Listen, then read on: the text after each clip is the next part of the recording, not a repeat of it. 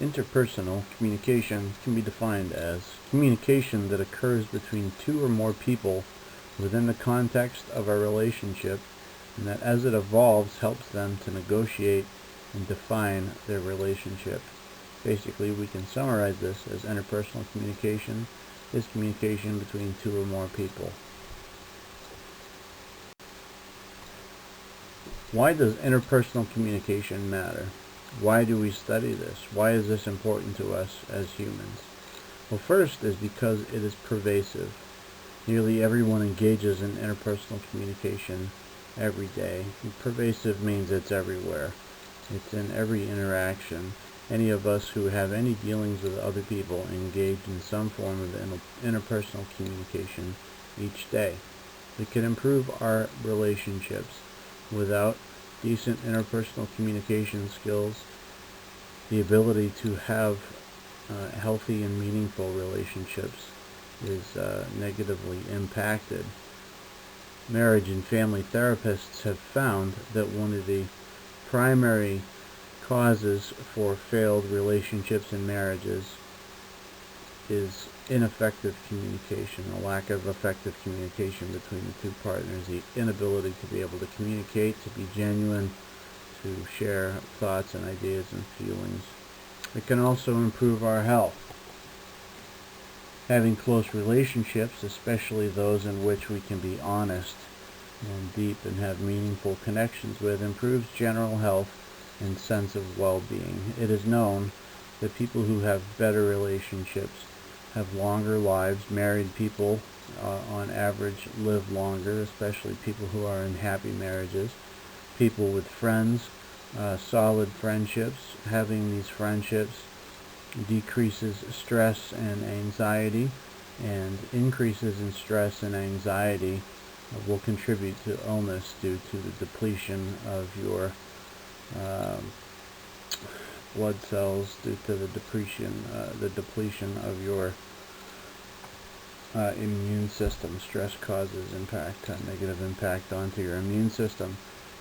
In babies, there is a concept of babies appearing to be malnourished, not having adequate food, when in reality they are not receiving any love and affection. This is something that's pretty rare, but it has been documented in a number of cases where infants aren't provided with sufficient love and care and touch and communication, interaction, and they appear to be malnourished and sometimes even die. In the text, there was a study that was cited that was conducted years before science was refined and ethical, where I think it was a king ordered that 50 babies be taken and put into an orphanage, and that they were only to be fed and have their diapers changed, and that they were not to be held. And ultimately, all 50 of them, despite adequate nutrition and basic care, all 50 of them died, and they attributed that to lack of meaningful interaction. And so, to recap, interpersonal communication is important because it's everywhere in our lives. It's important. It's a foundation of our relationships, the way that we interact with each other, and it can improve our health. Why do we communicate? Well, we communicate for a number of reasons. First and foremost, physical needs, as we touched upon in the previous slide. Health and survival, being healthy, being alive, thriving, depends upon our ability to be able to communicate with one another, our ability to have meaningful relationships. Our identity needs are met by communication. The way that we communicate shapes who we are and who people perceive us to be. If we are happy, energetic, outgoing, attending to others, listening to what people say, these are things that other people find very attractive. And this is all embedded in our communication style. We also communicate spiritual needs, and spiritual needs covers communicating values, beliefs, and spiritual practices with others. Instrumental needs are the basics. We communicate to meet our practical everyday needs, and that could be simply shopping or getting on the bus or finding a bathroom somewhere. Anybody who's traveled appreciates the ability to be able to communicate. Anybody who's traveled out of the country appreciates the ability to be able to communicate, especially for those instrumental needs. I think it would be valuable to examine some of the core concepts of communication. Looking at it in this way, we can really break down to a finite level what is going on within each interaction. And so we would start with this concept of the source, and that would be the originator of the thought or idea. That would be the person who has an idea that they wish to communicate. Encoding is when the source puts the idea into symbols, and symbols could be words or actions. They could be pictures. They are any way of communicating. So you're taking this idea and then you're encoding it, you're putting it into a language, into something that somebody else may interpret. Different folks from different countries, different regions will use different languages, and as this individual has an idea, they will put it into their own language. And so this is what we're talking about with encoding. Message is the actual verbal and non-verbal elements of the communication to which people assign meaning. So as we encode, the results of that encoding is the message, and it's from that message that people draw the meaning and the understanding of what it is that the source is trying to communicate. A channel is a pathway through which a message is conveyed, and so the simplest channel is verbal, of course, and just talking, having a conversation. This is a channel of verbal, or using words. There's non-verbals, which are anybody who works in sales studies non-verbals to know when a customer is responding or not, regardless of what they're saying.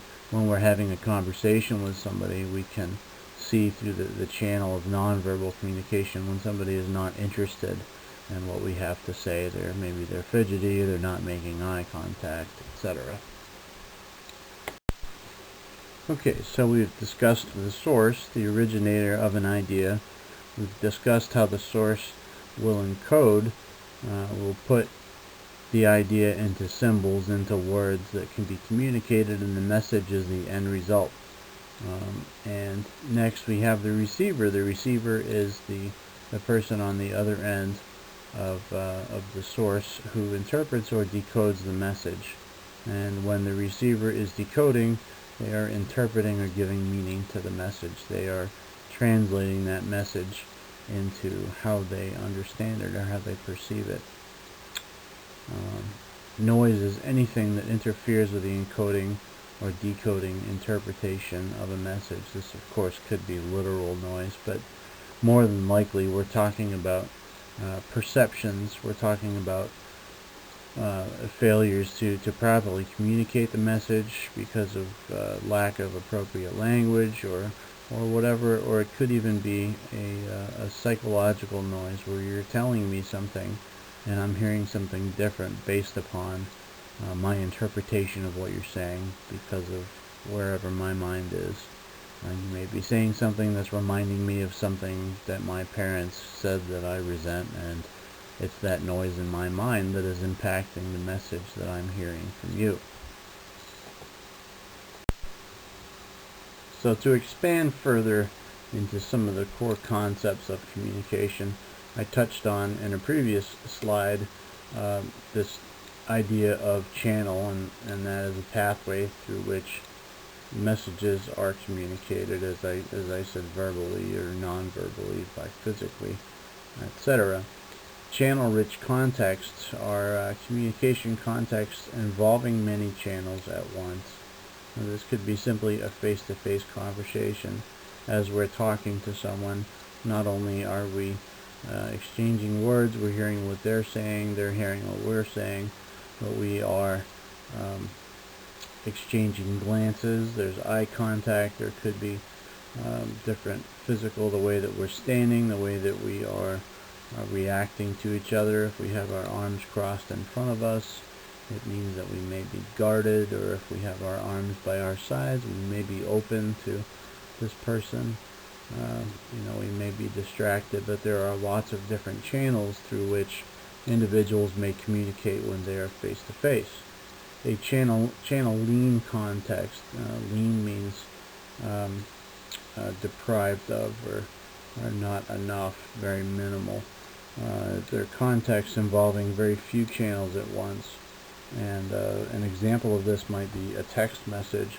And so generally all we have to receive in the text message is one channel of communication, and that is just broken words or sentences, but it's just the words. And if we don't know somebody and we don't know their average tone, we could very easily read into a text message and misinterpret it, make something more of it than it is, or misunderstand it entirely.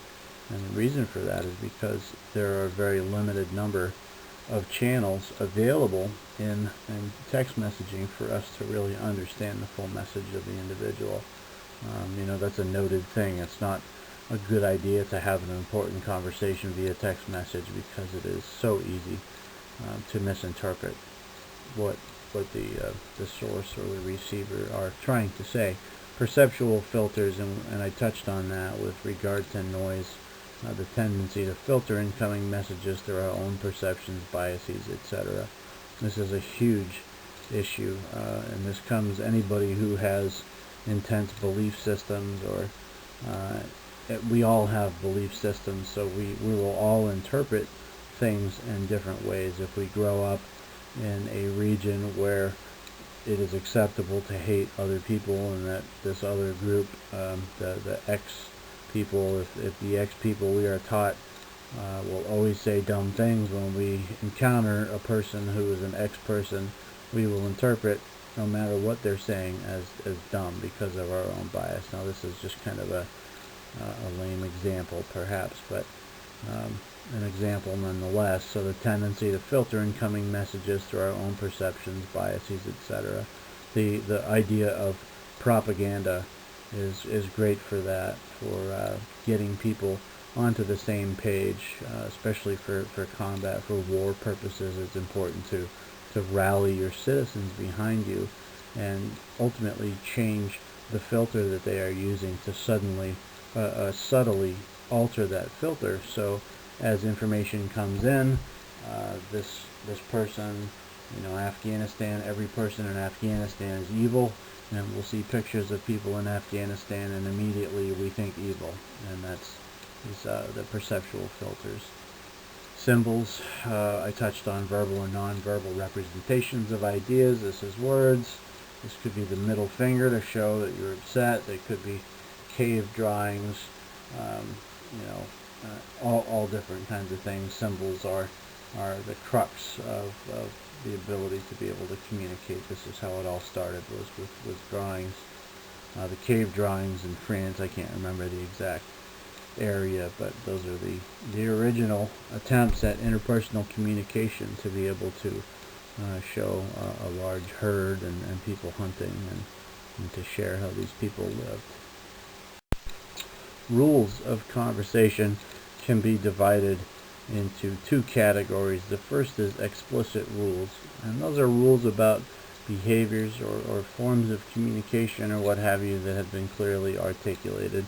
The text cites a mother telling her child to not talk with his mouth full, and so this is an explicit rule. There are things that we have learned maybe about communication or about behavior that have been specifically told to us. Implicit rules are rules about behavior that may not be clearly articulated but are understood nonetheless.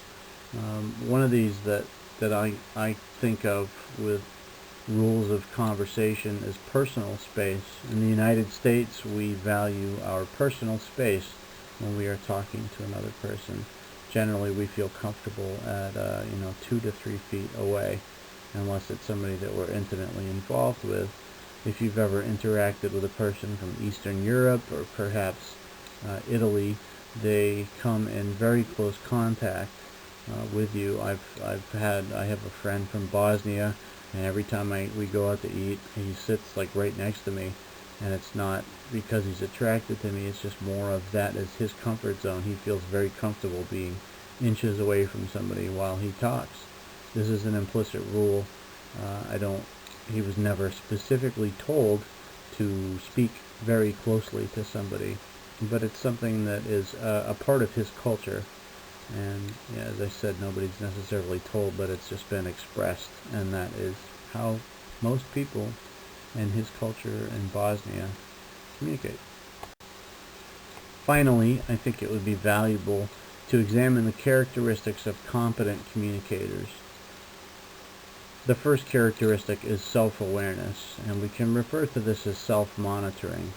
And this is the awareness of one's behaviors and how they might affect others. Now, an example of this might be a politician. Now, a politician is specifically trained on how to communicate. They're experts at public speaking, but they are also trained on how to manage their appearance, while they are speaking. I'm having a hard time communicating here. Through hand gestures, through eye contact, through smiles, these very subtle things that we, as the receivers of their message, we pick up on these subtle things, and sometimes we're not even aware of it, but they induce feelings within us. With a smile from an attractive politician makes us think that what they're saying is right. We are more likely to buy what they're saying if they are good self-monitors and they present themselves well. People can generally be labeled or fit into one of two categories, and that's high self-monitors and low self-monitors. And people who are low self-monitors, you may see, I think of an old physics professor who had long afro, crazy hair, and dressed kind of like a bum. He was brilliant, but he was not at all interested in how other people perceived him, how he presented himself. He was certainly a genius and was an outstanding professor, but it was not where he invested his energy. These attributes may be entirely innate. We may be born with these. We may learn these behaviors. I'm not exactly sure. The next characteristic of competent communicators is adaptability, and that's the ability to be able to adapt one's communication to fit the circumstances. Being quick on your feet, knowing how to communicate in a variety of environments, and being around different types of people. I think of a politician again, being around different types of people, altering your speech patterns, maybe faster or slower, being more meaningful, more or less direct, considering your audience. All of these things dovetail into the concept of adaptability. The next one is empathy. And empathy is, I am a counselor, and empathy is extremely important. This is the ability to think and feel as others do. This is the definition that the text has given, and I'm not crazy about it. But empathy, the old saying of don't judge a man until you've walked a mile in his shoes. And I think that this notion of empathy can capture that, and that is to really spend time trying to understand, to listen to a person, to what they're saying, and for me, listening to people with struggles and really identifying where they are, what they're experiencing, is very powerful. And so for a competent communicator to be empathic, he or she can guarantee that he is meeting the receiver, meeting the person where they are, and catering to them, to what they need. The next characteristic of competent communicators is cognitive complexity, the ability to understand a given situation in multiple ways. Once again, somebody who's fast on their thinking, they're quick on their feet, so to speak. Ability to understand a situation in multiple ways, to be able to examine. And so for me, once again, being a therapist, there is a degree of manipulation that goes on with my work, and being very aware While somebody may be saying one thing to me, I have to examine what it is they're saying, and then why is this person saying it, and what are they trying to elicit from me, or where are they going, what is all this related to. So having the ability to see the micro and the macro processes, really the within and without. This is another characteristic. And finally, the final characteristic of a competent communicator is a sense of ethics, and this is a set of moral ideals that guide one to understand right and wrong, or socially acceptable versus socially unacceptable behaviors.